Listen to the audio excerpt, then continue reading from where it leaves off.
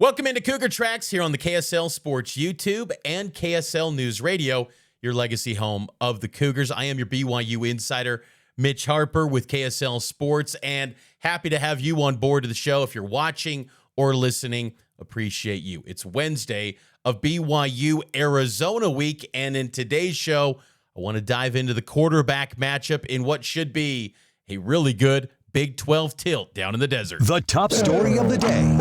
The biggest story in the world of BYU sports right here on Cougar Tracks. BYU freshman signal caller Bear Bachmeier has been performing at a high level. Fresh off a career-high performance last week against West Virginia, Bear is the back-to-back true freshman of the week in the Big 12. The past 2 weeks, he's playing at a high level. 1,048 passing yards through 5 games, only 1 interception, which of course happened this past week.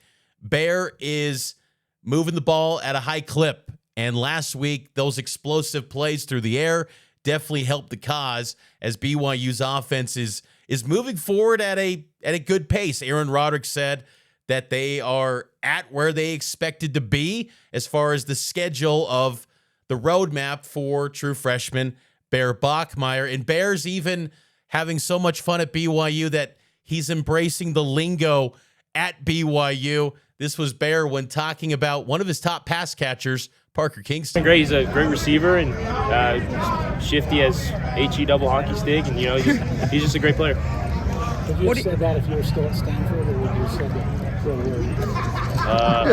No, I guess heck. I'll say heck.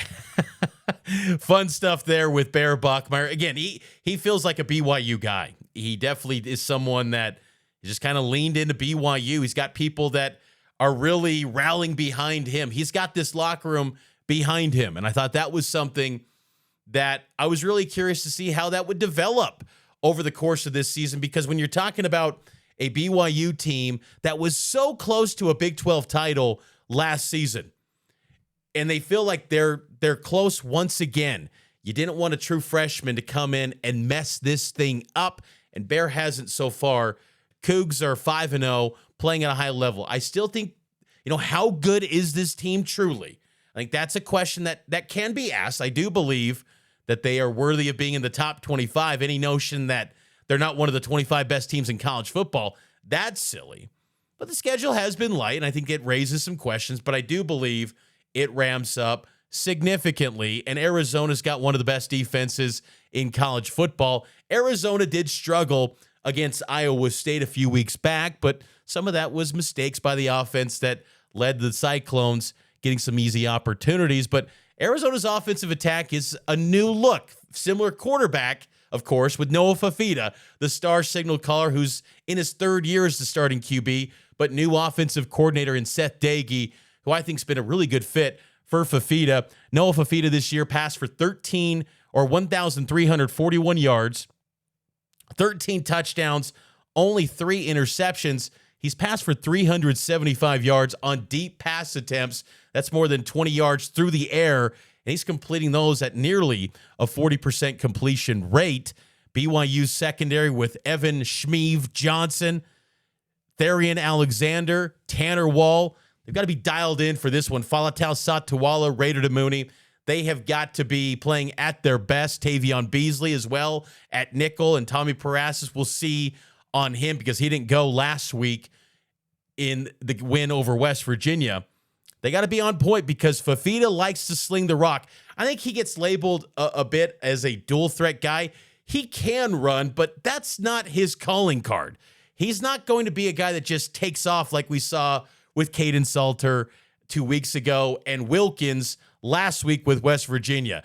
Wilkins ran the ball 24 times last week. You're not going to see that from Noah Fifita. He wants to air it out, and BYU dominated Fifita and the Wildcats last year in this same spot on the schedule a year ago in Provo. And Fifita, he's got connections to BYU. His uncles were former Utah players, Kelly Talaval and Steve Fifita. So there's a little bit of heat when it comes to Noah Fifita and his feelings for BYU. This was Noah back in the summer at Big 12 Media Day with our sibling station, the KSL Sports Zone, and his feelings on BYU and his history with them. But you do play BYU. That's probably one you're going to want to get back because you're going to be down there in Tucson. Yeah, we got to get that BYU one back. Got a lot of respect for BYU, especially Coach Kalani, because he's the only Tongan head coach in college football. But there's always been a hatred for BYU growing up a Utah fan. Uh-oh. What? Uh-oh. Never heard that before. Well, I mean, yeah, you got family. Yes, sir. We get it. So I always hated the blue school, definitely. The texts get furious that Okay, week. so you hate blue? And maroon and gold. Oh, there we go. There we go. I didn't even get it out. Oh, that's good stuff from Noah Fifita at Big 12 Media Day. And you get it. Like, you grew up a Ute fan. Your uncles played for the Utes. I totally get that. That's part of a rivalry. Kalani Sitake's got a lot of respect for Noah Fifita and vice versa. Fifita clearly for Kalani Sitake. Fifita is 4th in the Big 12 in passing yards this season. Bear Bachmeier for BYU. He's 9th in the league in passing yards. But Fifita, probably the best passing quarterback BYU will have faced to date this season. So it's going to be a really good test for BYU to see if they can, keep Fifita in check. Last year, BYU did a brilliant job. It was close, that game, early on. Remember, that was a pretty close ball game in the first half. And then BYU, kind of like the Kansas State game a season ago, that middle 8, BYU just took it over, couple turnovers, and BYU capitalized and ran away with that thing. And then there was a late pick 6 by Isaiah Glasker in that win. I think, Fifita's going to be, clearly he wants this game back against BYU. Will that be enough? We'll see. I do think Arizona's talent overall is better than where it was last season. I think their offensive line is improved to protect for Noah Fifita, but very curious to see how BYU's defense performs against Fifita. And I think the defensive line for BYU has got to be on point once again. John Talmoy-Payau was excellent last week in the win over West Virginia. Want to continue to see him level up his play because, again, the status of Jack Kelly and Isaiah Glasker is kind of in question right now for the Cougars and their star linebackers. So where does BYU turn to as far as high-level production? Because you think about BYU's defense, the pass rush is funneled to Jack Kelly and Glasker. If they're gone, who become those guys that can generate a pass rush? They haven't had any sacks from a defensive end yet.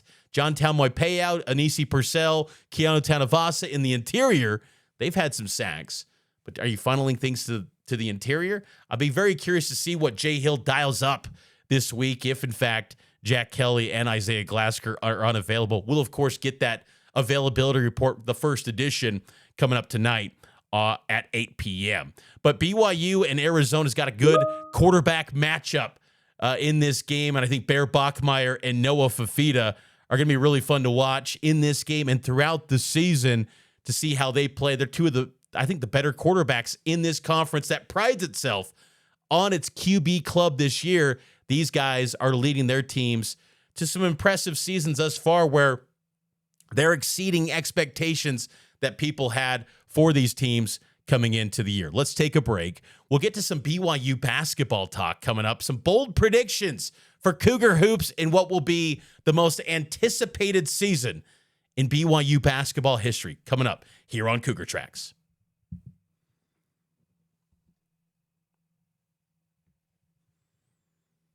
Welcome back into Cougar Tracks here on the KSL Sports YouTube page. Mitch Harper with you. If you haven't done so already, I would appreciate this greatly. Subscribe to the audio feed. Also, subscribe to the KSL Sports YouTube. Like this video. It would mean a lot. But also, leave a 5-star rating on the audio podcast platforms of your choice. Apple, Spotify, Pocket Cast, Overcast. Again, wherever you're listening to the show, would appreciate it greatly if you give a 5-star rating and a rating, a review. It would help out the show a ton. We've been enjoying doing this daily operation here on Cougar Tracks for almost 2 months now. It flies by. Football season just rolls by, and I'm just enjoying it completely, and hopefully you are too, and it'd be greatly appreciated if you give that 5-star rating and review. So full disclosure, I caught up with LJ Martin after practice on Tuesday, getting ready for BYU and Arizona. And I'm just, again, I'm disclosing this because I don't want the comments in YouTube. It's like, hey, the audio is terrible. As someone who prides himself on good, pristine audio, this is very frustrating to me. It could be broadcasted, this video, but understand there were some issues with the mics, and then you pair it up with a lot of kids at practice and some loud noise. It makes for a little bit less pleasant of a listening experience than what you've grown accustomed to here on Cougar Tracks. So full disclosure on that, but you can still hear the commentary from the man, LJ Martin, BYU star running back. This was my conversation with LJ in preparation for the Arizona Wildcats right here on Cougar Track. BYU football getting ready to take on the Arizona Wildcats. And joining me is BYU running back LJ Martin. And LJ, I'm curious, just how do you feel about this, how this offense has progressed from game 1 to game 5, nearing the midway point? Where do you feel like this offense is evolving with you and Bachmeier and staff? I feel like we're doing a good job so far. I feel like we're able to get the run game going early, and then now these last couple games we've been getting the pass game going. Chase making big plays, Parker making big plays. It's been fun. How nice was it this past weekend to get an extra day? I feel like it's kind of underrated to get that extra day after some excessive travel and just to have one more day, which is not out of the typical routine. Yeah, it's not the funnest preparing for the short week, but then once you got the extra day after, it feels really nice. How's the preparation been going this week, and maybe just areas of focus? It's been going good. Arizona, they got a really good defense. They do a couple of things differently, so you just got to kind of watch, get used to it, and just learn more about their defense.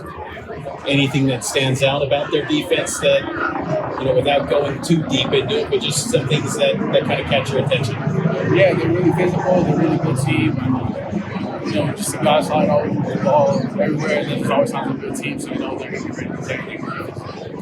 How much do you enjoy road games with your teammates? Do you have like a designated roommate that you stay at the hotel with? Just the experiences of road games. Yeah, I like the ones that are a little bit further because you stay for 2 nights, so it's a little bit more of a road game. But these ones are kind of like home games. You stay in the hotel anyways, but I like them a lot. It's just kind of weird because usually our fans are there anyway, so we kind of feel like home game in a sense. So, but it's fun.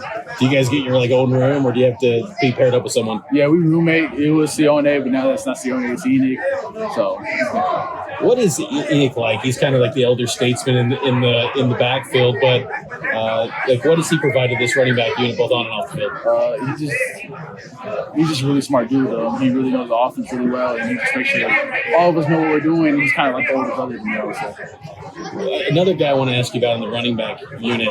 What should we know about Preston Rex? Because he's I've always known he's a talented athlete. He was a two-way guy back in high school in San Clemente. Moves over from safety to running back. For fans that maybe don't know much about him, what's Preston been like as a running back? Yeah, he's really smart. When he came over, he picked up the playbook almost instantly, and he's a really good player. He's able to catch the ball at the backfield, run between the tackles. So I think he's going to be a really good player for us, and I'm excited to see what he can do. Has anything been different for you this year, or just the amount of attention you're getting? Has it been maybe mentally challenging to try to figure out ways to attack these opposing defense where they're trying to zero in on you completely? No, we just take it game by game, and I've always said I want to do whatever I can to help the team win, and if that's they kind of stack the box a little bit more, and we get Chase going, we get Parker going. I'm more than happy with that. Well, yeah, and that's the nice thing. Colorado 2 weeks ago, they opened things up for Bear. You're a team guy, but does it become? Has it been almost unexpected at times where it's like, wow, this is a lot of attention being given me? Just sometimes, but with that, it's just knowing I have to make the most of my opportunities because you don't know when you get it again. Sometimes they light in the box, so when they do light in the box, you got to take advantage of that opportunity because you might not get that opportunity again. How much fun are you having though this season with Bear and just this entire offense? Because you guys are 5-0, it still feels like you guys aren't anywhere close to your peak. Yeah, they're really fun to be around. It's another fun team. I love all the guys. These guys on defense are always just hanging out, doing whatever at the hotel. We're always spending time together. So, and it's fun. It's a real fun team to be a part of. Is there anything with this offense that hasn't been showcased that you feel like this group can still kind of show in games that you guys want to prove out in the field? Yeah, I mean, I feel like our best football is still ahead of us. I think we're still going as an offense, going in the pass game, run game. So I feel like we can still get better, and we just got to go out there, continue to be physical, and try to do our best. Where do you want to improve? And I almost hate to say that because you've just been so good in the Big 12 in this entire year, but just like week to week, like what are areas of focus for you when you get ready for a game?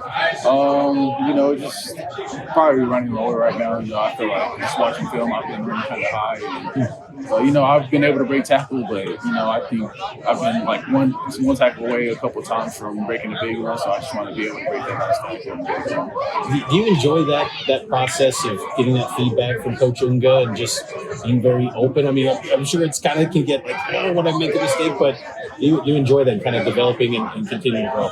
No, I really enjoy playing for Coach Harvey. I mean, he's a really laid-back guy, and he just tells you how it is. I think that's something I really enjoy about him.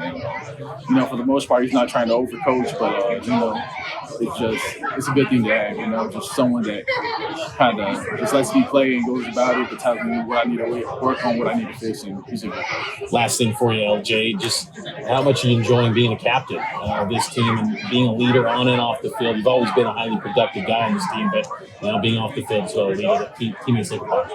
It's cool, that my teammates trust me with that, and they look to me as a leader. So just trying to be the same person I was when I came in, and the same person that they voted for. So trying not to change and just keep doing the same thing, just hanging out with them, and just being a person with them, and and being a good teammate, just a good friend.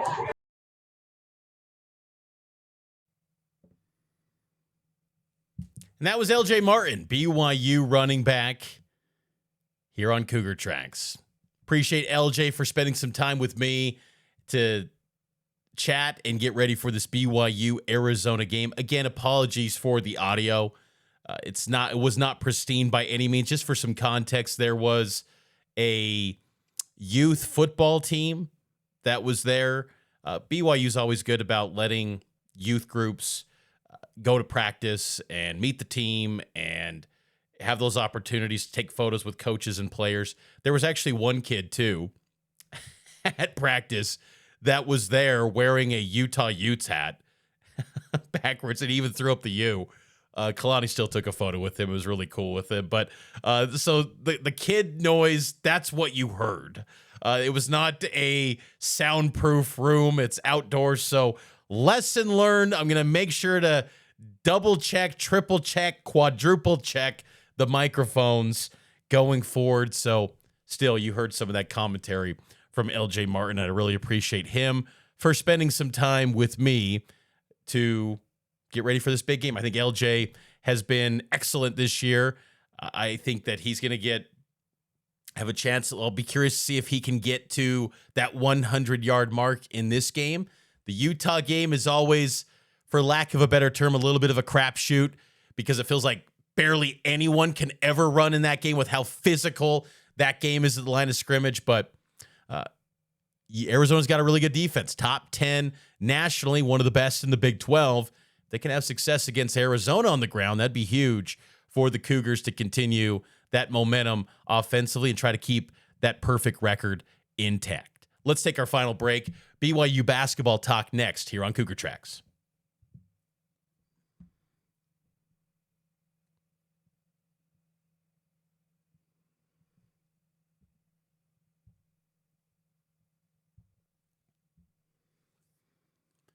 Welcome back into Cougar Tracks here on KSL News Radio and the KSL Sports YouTube page. Mitch Harper with you.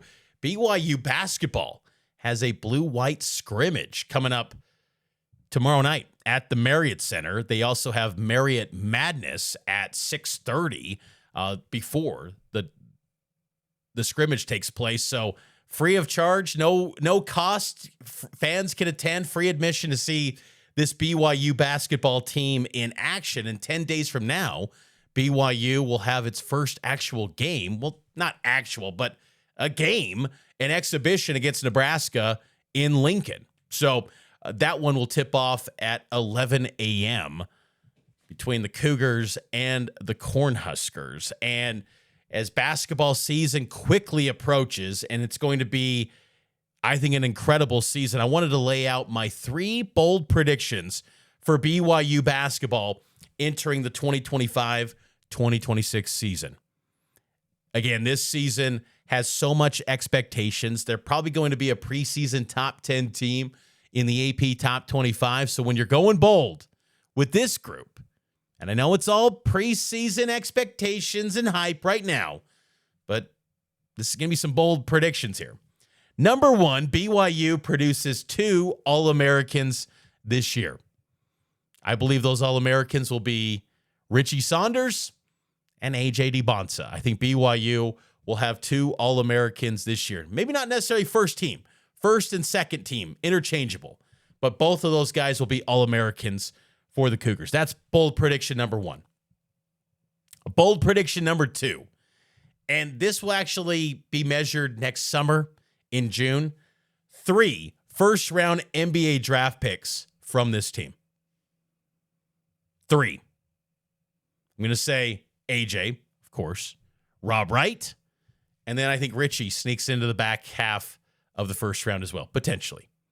I think he could have been a drafted guy last year or earlier this year, back in the summertime, maybe that second round. But I think he'll be good enough. He'll show that ability to knock down the 3 at a high level, even higher than he's been. He's the best shooter on this team. I think that could get him a chance to crack into the first round of the NBA draft. So 3 NBA first-round draft picks from this year's team. And then bold prediction number 3, BYU reaches the Final Four. Not saying it's Final Four or bust for this team. Not saying that. But this team's got the personnel and the talent to make it happen. Now, with Final Four runs, it's not solely based on the best teams. It's not based on the best talent. We've seen many teams over the years in the NCAA tournament get into that thing and they get bounced early because some opponent got hot and it just bad day, off day. That happens in the NCAA tournament. And it's tough to forecast a Final Four path when you don't see a bracket. But I just think that this team, from the coaching, from the roster, the personnel, there's a lot to like about this group. There's still some questions about how they're going to look defensively, but I think they're going to be tougher on the defensive end with Kada back, Kennard Moo Davis. I think he's going to be a real bright spot on the defensive end for BYU. DiBonsa defensively. I think BYU is going to have a lot more success defending the three-point line this year compared to last season, where there were games, it was a track meet. You know, last team to have possession might win the game. There were some high-scoring tilts last year that BYU was involved in, some track meets. I think this year BYU could have some more success defending than last season. Offensively is still going to be the strength of this team. But charting a potential Final Four run is difficult, but I think that this BYU team has that ability, that potential, that talent, the coaching. They've got it. And I said this after BYU lost to Alabama in March in Newark. It was a post-game reaction podcast on Cougar Tracks here on the show. I said that year one team would probably be just a foundational team, but all the teams going forward would be more talented and better than what that year one was. And that's not a discredit to the year one team. That was a really good squad, Sweet 16 team. But he got that team to the Sweet 16, and they had their struggles. They had their flaws, and they still hit the Sweet 16 as a 6th seed. This team's got the potential with the schedule, as strong as it is, potentially, at least what we forecast, and being in the Big 12, and the talent on this team's got the potential to be a 1 seed in the NCAA tournament. That's the potential of this group. Maybe more realistically, maybe it's 2 or 3. But if you're near the top end and you're in that top 16 seeds in the NCAA tournament, the Sunday play doesn't become as much of a factor for BYU. You'll get priority from geography and things like that. So if you can get a 3 seed, that'd be fantastic. I think this team, though, could be even higher, 2 seed territory. When you're getting to that threshold, I want to say it's easier, but it's a much more manageable path to getting to the Sweet 16, Elite 8, and then, of course, the Final Four. Because as a 6 seed last year, they had to take down a pesky 11 seed in VCU, then a 3 seed in Wisconsin, then they meet a 2 seed in Alabama. If you're the 2 seed Alabama, you're going 15 seed, 7 seed, 6 seed, and then number 1 seed Duke in the Elite 8. You're going to eventually face some big-time teams. It's on a path to a Final Four, you're going to have to take down some big teams. But that layout was a lot more manageable than what BYU had to deal with as a 6 seed. And I think that's what helps this team potentially as well. If it all comes together, this is a team that has the chance to reach the Final Four for the first time in BYU basketball history. BYU has never reached the Final Four. Expectations are going to be off the charts for this team. But I say to Cougar Nation, embrace those expectations. It's not every day you get the number 1 high school recruit in America. It's not every day you have one of the best shooters in college basketball in Richie Saunders returning. It's not every day you've got one of the best point guards in college basketball and guys that can finish at the rim like a Rob Wright. This team's got a lot on the roster that you like, and I'm very curious to see how Kevin Young brings it all together and figures out the rotations, the lineups, the groupings. Man, it's going to be fascinating. But BYU basketball is going to be a lot of fun to watch and listen to this season. Of course, all the games are right here on KSL News Radio. That's going to do it for this edition of Cougar Tracks. I will be back tomorrow with some Big 12 football Week 7 picks and more breakdown of BYU and Arizona right here on Cougar Tracks.